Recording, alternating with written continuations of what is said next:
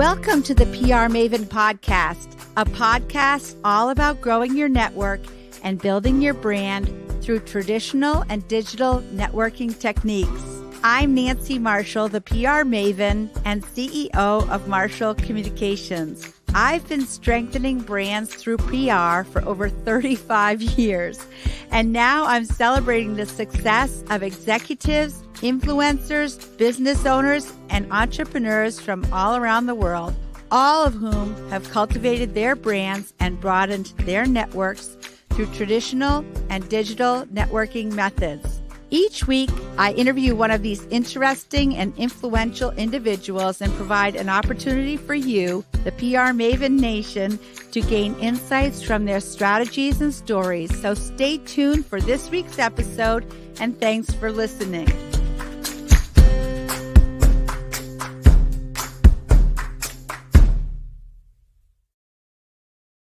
Welcome to the PR Maven Podcast, episode number 246, presented by Marshall Communications, which is the creator of the 65-step Marshall Plan strategic process. With me today is my friend and guest, Jason Mudd of Axia Public Relations. He's CEO and managing partner there, and he's in Florida. Is that correct, Jason? Yes, that's right, Nancy. And I'm glad to be here. Thank you for the opportunity. And a shout out to all the PR Maven Nation that's out there. Thank you, Jason. Yeah, I've been wanting to have you on because you have made quite a name for yourself in the PR industry. And I wanted to have like a meeting of the minds. So this is going to be great today. Good. Glad to be here. Thank you again for the opportunity. So the World Communication Forum named Jason Mudd as North America's top PR leader in 2023. He is a trusted advisor and dynamic strategist to some of America's most admired and fastest growing companies, including American Airlines, Budweiser, Dave & Buster's, H&R Block, Hilton, HP, Miller Lite. I'm seeing some beer trending here. New York Life, Pizza Hut, Southern Comfort. Oh yeah, that's good. And Verizon. He's the CEO and managing partner of Axia Public Relations. Forbes magazine named Axia Public Relations as one of America's best PR agencies. Jason is an accredited public relations practitioner, professional public speaker, author, podcaster, and entrepreneur. We have a lot in common, except for maybe that a Forbes top. I mean, I need to strive for that as well as the World Communication Forum. So you've set the bar high here, Jason. Thank you, Nancy. You're very kind. You know, they have to give those awards to somebody. So I guess it can be me sometimes. So and you another time for sure. Okay. So tell us about your career in PR and how you got into it in the first place, Jason.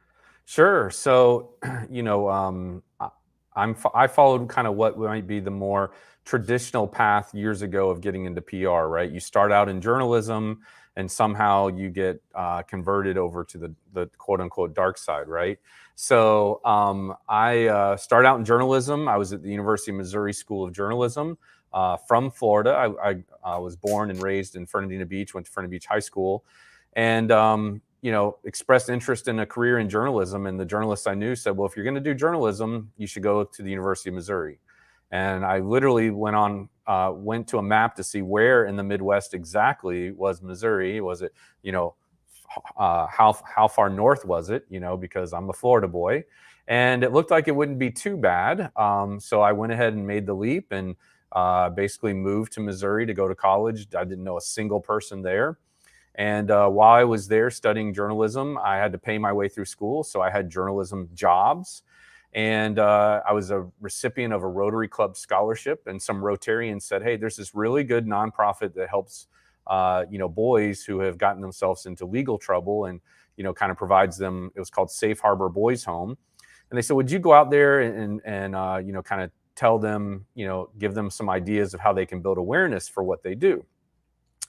And as a journalist, I said, you know, that's not really what I do. No, thank you. You know, that just wouldn't be a good fit for me. And they're like, well, I'll tell you what, just go out there and meet with them. We'll give you $500 and you tell us what you think. And as a college student, and back then, $500 was a lot of money.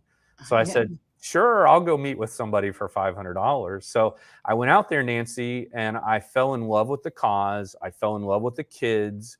And, just honestly, these were good kids who just fell into bad crowds or bad situations, and that were court ordered to stay at this home. And they were all about my age or maybe a little bit younger. And we just did fun things together and activities. And I thought, this is a story that needs to be told. So I went to my editor for the newspaper I was working for at the time. And I said, hey, this is what happened.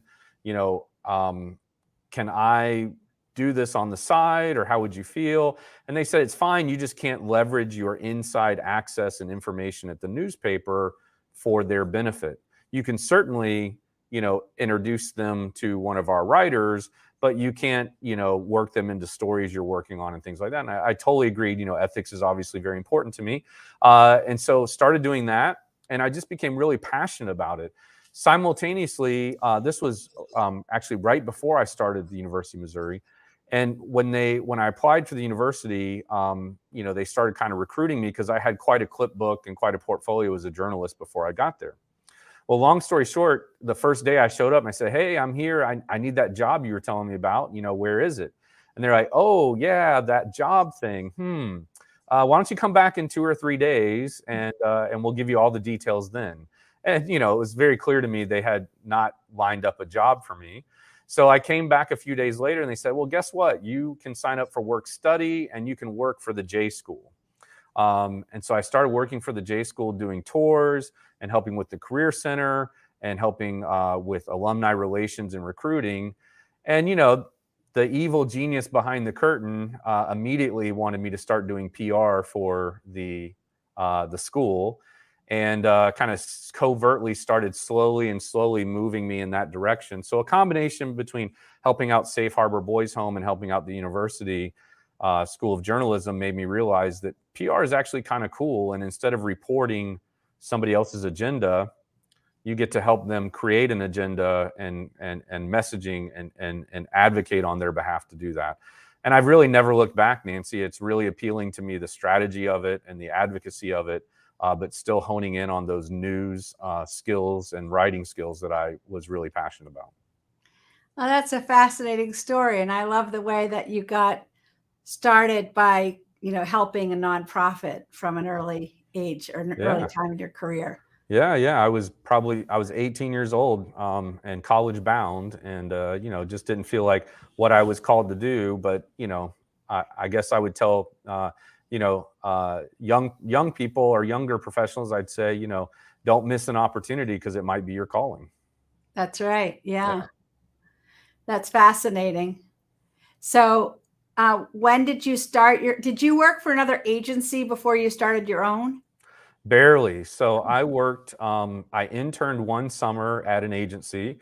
It was funny because it was right around the time I was going through this leaving journalism kind of timeline. So the internet was new when I first started my career. So it was 1994. I was working on a news story, and the research librarian at the newspaper said, well, why don't you get on that computer? It's connected to the internet. And I'm like, what's the internet? And so, I click on, I think it was Mozilla, one of the first web browsers, and I just start surfing the web. And I sat at that computer. In my mind, it was at least 4 hours. It might've been longer. And that night I literally went home and was like, this is going to change the world. And it was that moment that I actually decided to move into PR and corporate storytelling, because I saw the power of what it was going to be. And so at some point I was offered an internship at a daily newspaper, helping them launch their first web product. And then I was also simultaneously offered an internship at a PR agency. And I was really torn. That was really the moment, And so I had to tell the newspaper, look, I've already launched one newspaper on the web before. I had done that the previous year. And so now I was at a point where I was like, kind of did that already. Let me do something I've never done before. So I was an intern at a PR agency for a hot minute, a semester, and learned a lot. And then never really thought I would. Honestly, I didn't think I'd own an agency. I didn't think I would be an entrepreneur. But but my others in my life knew I would be eventually. So yeah, I'm sure you can relate to that, Nancy. Yeah, definitely. I have an older brother who was working for Sikorsky Aircraft in Connecticut in the security, and he was just kind of a rank and file person in the security office. And I was like, don't you even just want to try to be the boss of the security? Right. And he just lit into me like, not everybody has to be the boss like you. And I'll That's never right. forget that conversation. And so I just let it go. I was like, Yeah. okay, Yeah. just do Yeah. your thing and I'll do mine. Well, and just so you know, I stumbled in like I think most agency owners do into being an agency owner, or that's what a lot of people say. And for me, I was VP of PR and marketing communications for a nonprofit, and they were kind of positioning me to take over the nonprofit one day, and that one day came a lot faster than I thought it would, and it just for a series of reasons, it just wasn't the right thing for me at the right time. And so I kind of started making a list of what do I want to do. And the number thing that kept coming back on the list was provide, I'm really good at PR. And so how do I go about turning that into a service and making that available for others? And, it's funny when we had agencies that I was, kind of supervising and working with when I was on client side, it was often I felt underwhelmed by them and their, over promise, under deliver, all sizzle, no meat kind of approach. Yet they were growing fast. These agencies were growing fast and getting all kinds of awards. And, but I also, from my internship and other things, just felt like there's got to be a better model for an agency where clients have a better experience, employees are treated better, and ultimately, allowing for a better employment experience and a better client experience. So with that, after having in-house experience, I launched an agency and probably had a lot of success because I didn't do it the way everybody else did. And I wasn't indoctrinated, if you will. And I was looking to kind of disrupt, and that was our competitive advantage. But now that's been 20 years ago. So, obviously it's worked out. Yes, obviously you've had a lot of success.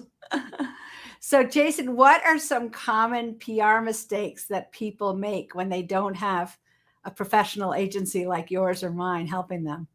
Yeah, I think one of the biggest challenges is that most people don't know what PR is. And that's not lost on me, the irony that the industry that's best at building awareness and educating consumers and all this deals with its own identity crisis. But the problem is that most people don't know what PR is, and when they do PR, they typically do it wrong, and so that makes things even worse. So I think it's really important that you have a trusted advisor, and that's what a good PR person is. And to that end, I think it's important that you find someone that understands you, that aligns with your values, who can be your kind of your Jiminy Cricket, if you will, in your ear, kind of giving you advice. And one of our first large clients we worked with, basically the chief marketing officer equivalency there, she told me once, she said, look, it's not because you guys are good at getting results because we expect you're going to get results. The reason we keep using Axia is because you know us and we share similar values, and we can bring you into confidential matters and you can give us discreet and advice and counsel that we value highly. And so she was like, the results are always going to be there. You're good at PR. You know how to get attention. You know how to do those things. But what we value most is the counsel that you bring and the confidentiality that we can trust you with. And that was really, honestly, like a wake-up call to me to go, we are good at that, and that is very valuable. And so I took that to a couple of our other clients to ask them how they felt, and they all agreed, and just kind of added to it, in different ways. And one client even said, you're kind of this, for good or bad, you're this insurance policy for us. So, and they're like, number one, if things go bad and we get egg on our face and PR doesn't look good or PR is not working, no offense, Jason, but I can save my shirt and say, you know what, you're right, boss, this didn't go well. I fired that PR agency we're never going to work with them again. But I still get to keep my really well-paying, high-powered job at the company, right? So, and I was like, you know what? I'll fall on a sword for you. That's okay. You pay a good retainer to us, right? But at the end of the day, it's kind of true. Like, big companies hire outside counsel, whether it's a CPA firm or an auditing firm or a law firm, to protect them. And when they screw up, they cut ties with that group to save face for themselves. And that's okay, as long as we're all realize it's just business. That's right. Well, you touched on a couple of things I want to comment. One is that trust factor. Mm-hmm. I talk a lot about how clients need to know you, they need to like you, and ultimately they need to trust you to want to do their PR. Yes. So having someone who trusts you, not only the confidentiality, but that you're going to give them good advice. Mm-hmm. That's really important. And I actually think that so many people think that PR is only about like the media pitching aspect, but obviously there's so much more than that.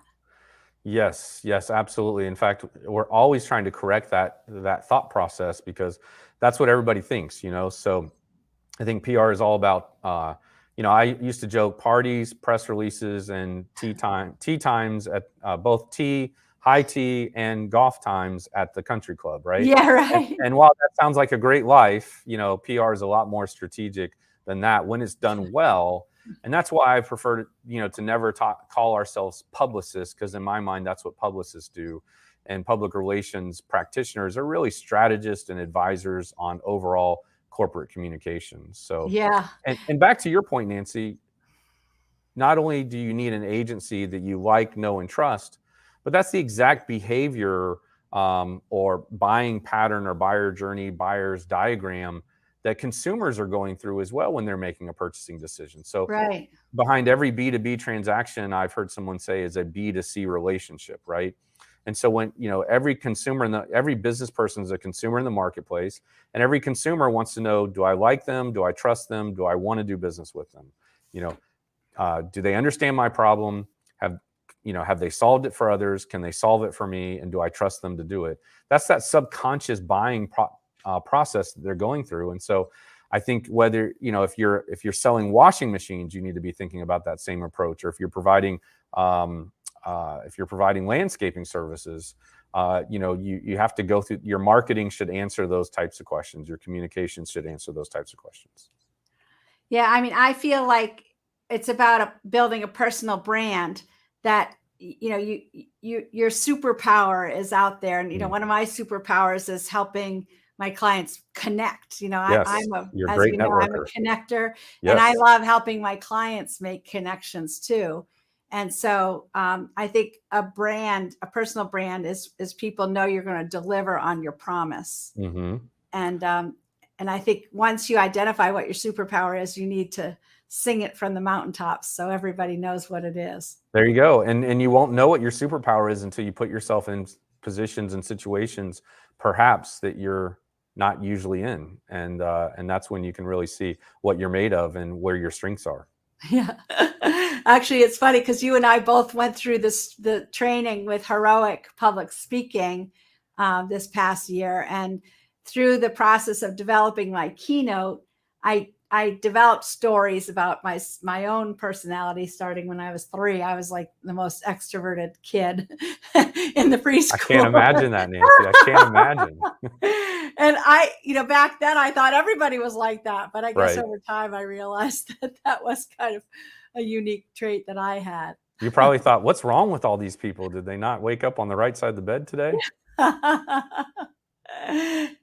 So yeah, speaking of heroic public speaking, you were in the cohort that was the one just prior to mine.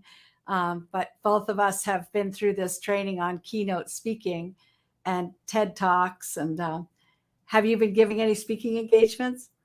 Well, I've been doing a lot of, podcast appearances and presentations, but not a lot of, in-person type things. Not because of the pandemic at all, but just because of, just the opportunities that have been presenting themselves have been to do more sessions, with a broader audience and do it remotely, which is great because, as you know, traveling right now is less than desirable. Yeah, I know. I mean, it's a good chance your flight's going to get canceled or at least delayed. And yeah, it's just been really not a lot of fun to travel in the last year or so.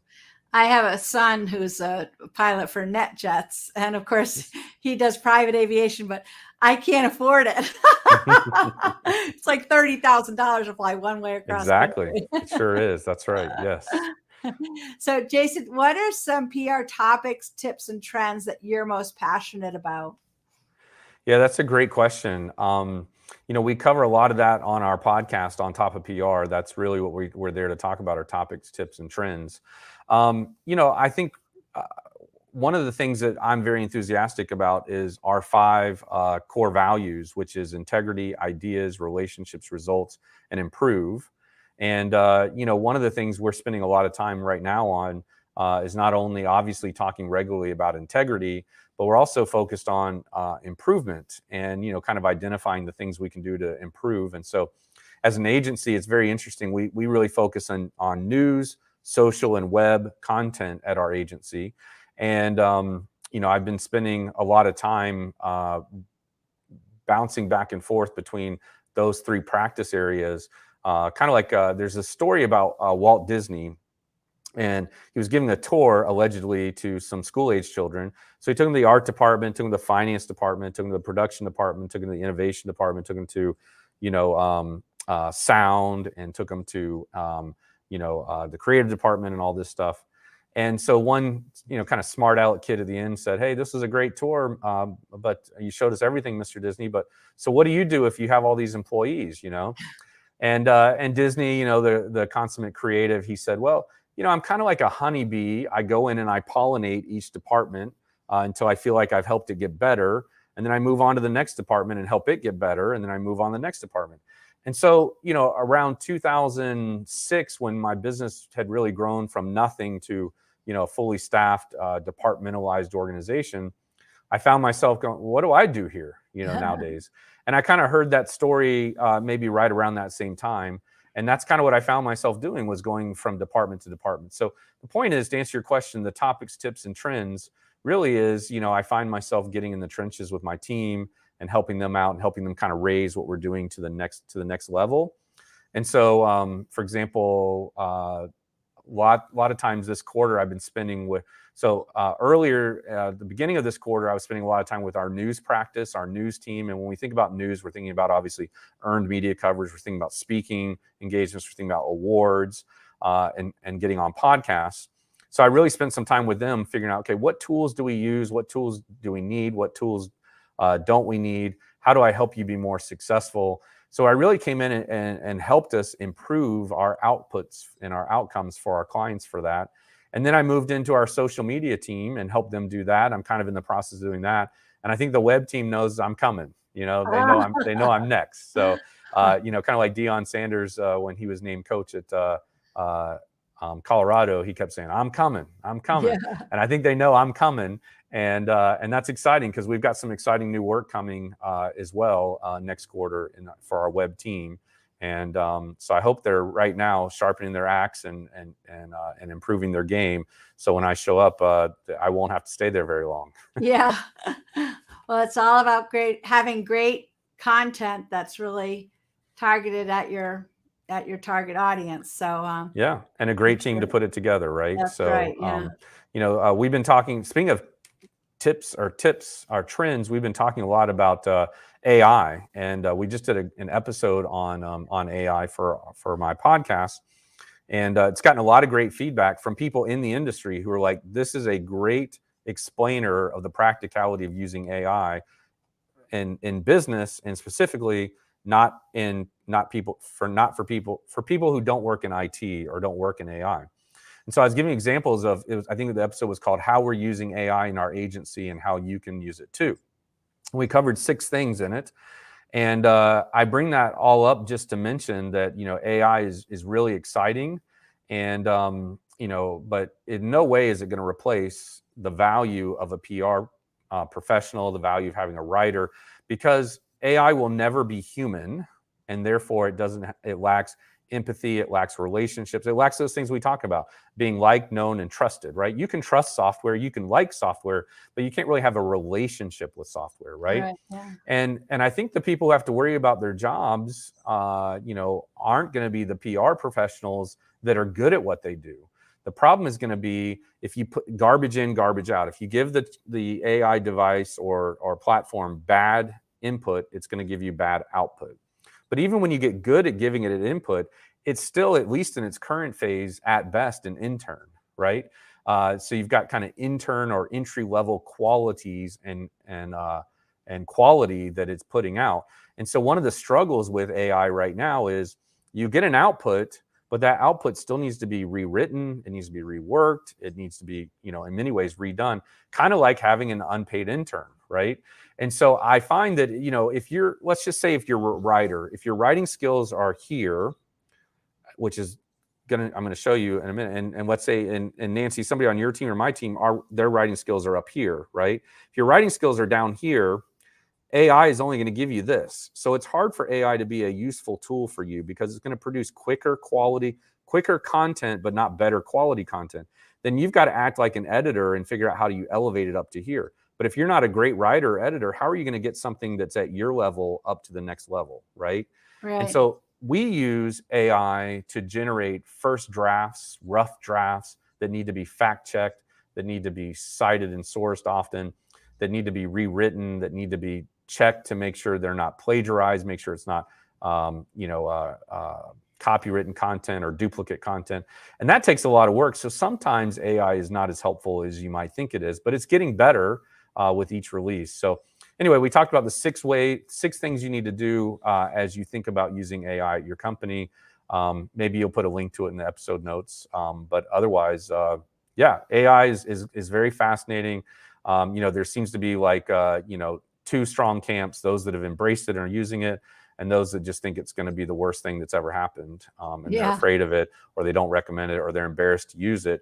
For us, we're proactively out there saying, hey, we are using it, but we're using it very cautiously, very ethically, and we have, policies and guidelines that we're using.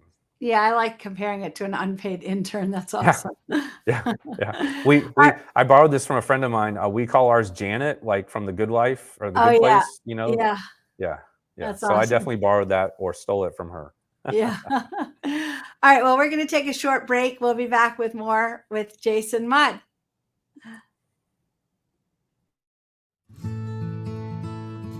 Sprague & Curtis is a locally owned real estate company. We're primarily focused in central Maine. I got excited about Nancy's book because she's so well known in the area for her marketing and branding techniques, and we're always looking to expand and learn and grow. And so a lot of us here at the office decided that we wanted to read her book and learn some new techniques. It benefits Sprague & Curtis to have a large brand and audience because there can often be multiple years between transactions with clients. So it's important to network with them and stay in touch with them in those in-between periods. And this book really helped us learn some techniques and methods to continue to do that. We organized a small book group with Nancy's book with brokers in our office this winter to share information and remind ourselves how important it is to always be working on our network and continually reaching out to our customers. Platforms like social media are important in expanding your business, but equally as important are handwritten notes, cards, letters. She inspired me to send her a note of appreciation, just thanking her for the book and her insight. In reading Nancy's book, I was excited to look to continue to grow our brand and our audience. I think she does a great job of motivating us. Nancy's book really helped me learn a few things in marketing and branding and how important it is to stay on top of reaching out to clients periodically, staying top of mind, providing useful information, and really telling our story as a company.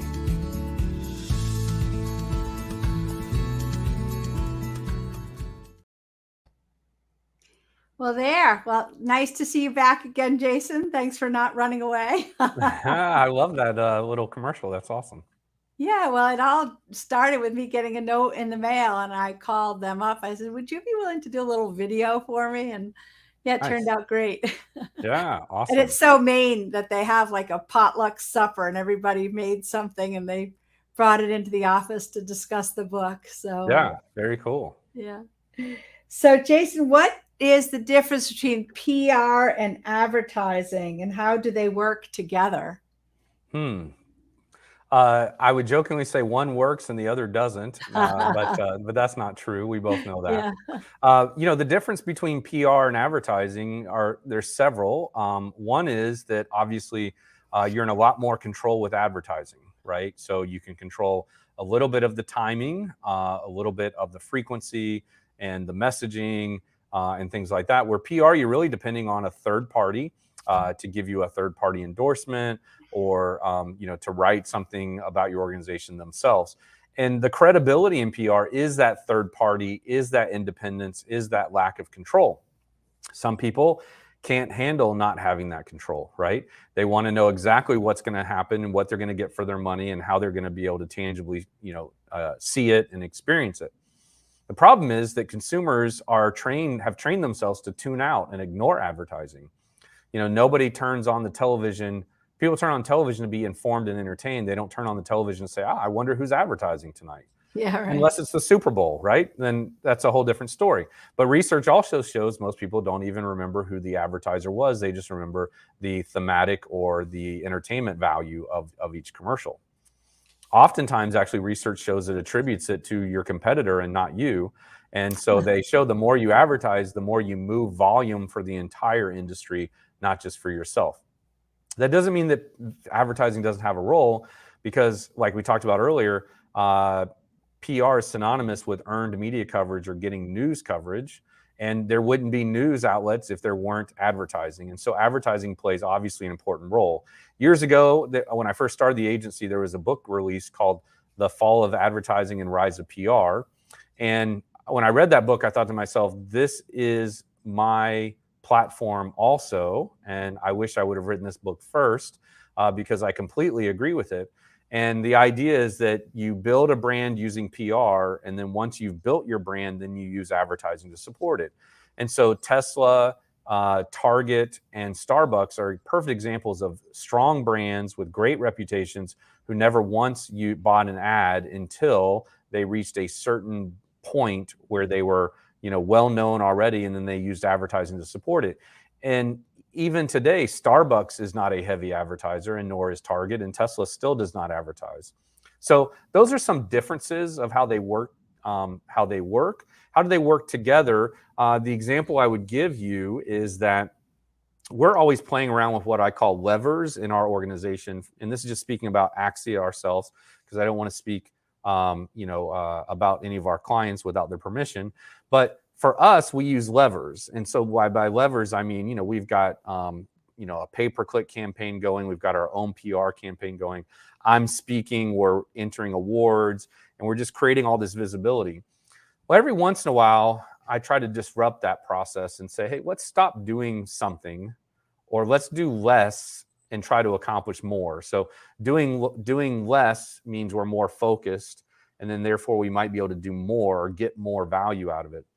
And so for a while, I kind of disrupted our engine a little bit, and I started removing pieces from the equation. So we actually cut back on the number of episodes of podcasts we were producing. We cut back on our Google AdWords spend and things like that. And we cut back on the amount of PR we were doing for ourselves. And then we noticed, hey, wait a minute, our inbound leads are down, right? What happened? And so then we started slowly adding things back. What we've discovered is it doesn't seem to matter what we cut, or I'm sorry, what we bring back. It needs everything. It needs a holistic approach to work its best. And so we tested that hypothesis again this year. And I would argue, honestly, to the detriment of our company's growth and success, because it wasn't until we had like all 6 of those levers fully turned on that our leads started coming in a lot more than they were before. So it doesn't seem to be one thing. And that was the podcast recording I did on my own show just yesterday. It hasn't gone live yet. We just recorded it yesterday. But that's actually what the guest and I agreed upon, is you need this holistic approach. And so you can have paid media going, you can have PR going, you can be doing search and optimization, you can do all these things. But unless you're doing all of them at once, it just doesn't seem to work as well. And it sounds crazy, but it's true. And I think it's because consumers are online as much as they're offline, or maybe online more so. And at the end of the day, maybe getting ahead of ourselves here, but the nice thing about PR is that when you're doing paid media or advertising, as soon as you turn it off, it's over. There's no more Google AdWords being served. Your ad's not running on the air. Your billboard's not in the sky. But with PR, and again, not to just rely on earned media and media coverage, but you're still coming up in Google News for a year after that article appeared, right? You're still in that magazine for the rest of the month, if you will. And so, the nice thing is PR has a nice shelf life. Ads don't get indexed on Google and searched up for later unless somebody's paying to do that. And so that's something I think we have to be mindful of.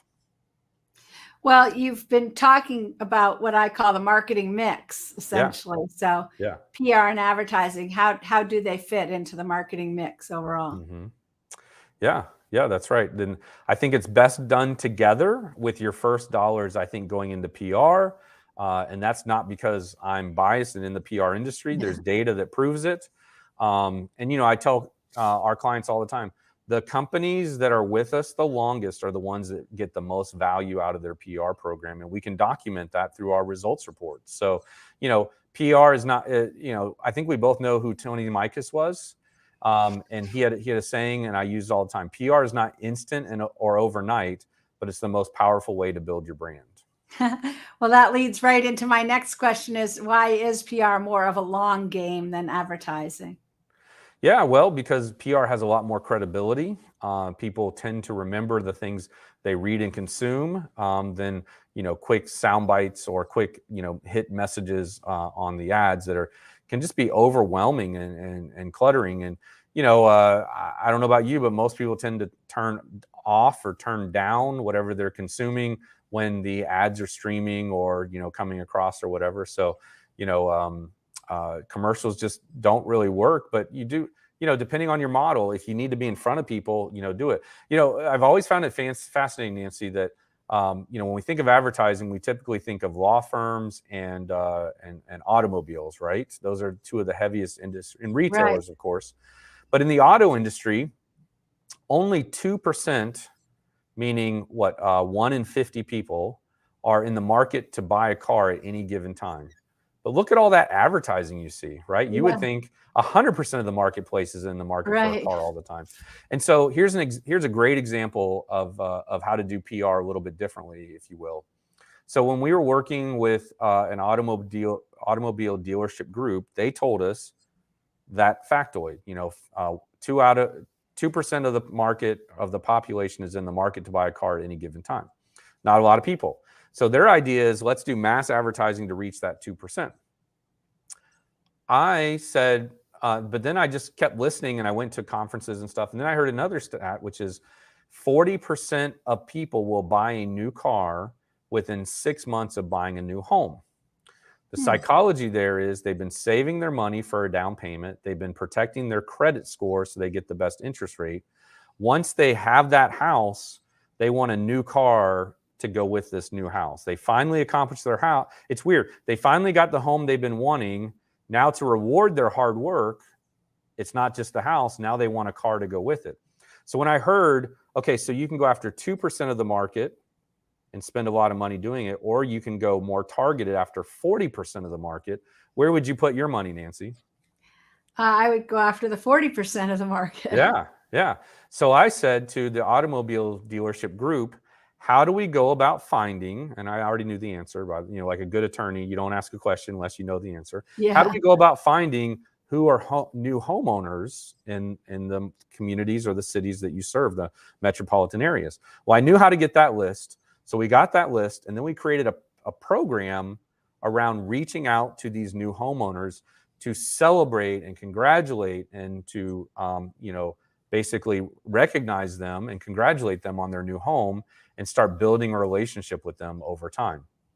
And, what they said to me was, they said, hey, this works great, but it takes a lot more work than just writing a check.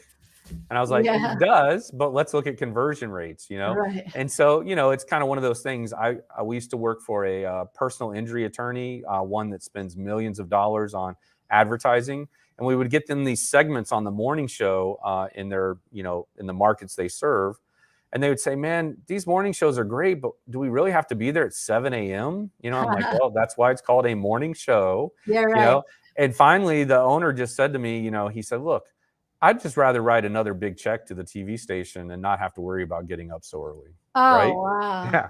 Yeah. And I told him, and then he would get upset when the smaller law firms are monopolizing the airtime of being there and being in studio and answering legal questions. He's like, those guys don't know what they're talking about. Yeah. Like, well, you know, what is it they say about business? Half of it's just showing up. Yeah, And that's what's right. happening here. So, yeah. Yeah. Is there a book, an app, or a podcast that you have, other than your own, of course, but that you have found particularly helpful in your business, and why? Good question. You know, I loved reading 4 Hour Work Week around 2006, 2007-ish. In fact, I read it multiple times, and I read it every year for a while, mostly just because I'm an efficiency nerd. I love life hacks. I love running my business more and more efficiently. So when I meet somebody who hasn't read that book, which is a lot of people, I tend to recommend it to them.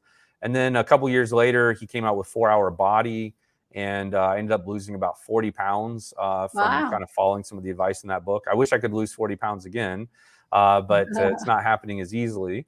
But yeah, that book was helpful, and the author says in it, you know, the title 4 Hour Work Week is what my publisher wanted me to do. He said, you know, I'm not suggesting you can literally work 4 hours a week, but you should be thinking about how do you get the most out of working less time. And you know, I talked about that a little bit earlier about, you know, doing more by doing less, or getting more Right. done by doing less. And I think Yeah. that's really the theme of that book. So that's one of my all-time favorite business books. I also I love reading about leadership and culture. I'm a student of those two things. I used to think that culture was just something that somebody made up because they wanted to feel good at work. And now I'm a complete advocate for it. So I'm a big believer in that. But I would just say always keep reading something and consuming something. I walk 3 miles a day. That's probably my secret of what I would recommend to people. And on those walks, I'm either doing phone calls, audiobooks, podcasts, or something to kind of keep me, you know, thinking and all that stuff. The problem is sometimes I have to stop and bust out my phone to capture an idea, you know, that I have while I still have Yeah. it. But I've created some apps and tools to help me keep walking while I'm doing that. So yeah, That's awesome. yeah. Well, I'm sure that walking time is really key to your success as well. There's a big difference in my lifestyle when the days I'm too busy to walk. Yeah. So, and I can feel it. So this morning I got up nice and early, had a nice 3 hour walk. I'm in Florida, Nancy. So it's, you know, what is it? Right now we're recording this in late June. It's currently 90 degrees out. And so in the winters, I take it, you know, I take it during the hottest part of the day, so I get as much sun and all that stuff. And the summers, you got to get up early to do it. I like to take my Yorkie named Oscar with me, but if it's over 80, he's out. Yeah. He's got the spirit to want to do it, right? But his body's not willing. So you said 3 miles or 3 hours? Oh my gosh, did I missay that? 3 miles every day. It takes about an hour to do it. With the dog, because he's a little bit slower than me. Yeah. You know, small Yorkie, that's a long walk for a small Yorkie. But yeah, no, 3 miles for 1 hour, although it would be lovely to go have the time to go for a 3 mile walk. Yeah, right. 3 hour walk. I did that in March, actually. I walked a 15K with some business friends, other CEO friends of mine. We walked the what's called the National Championship 15K. We were not competing for the championship, by the way. We were just walking.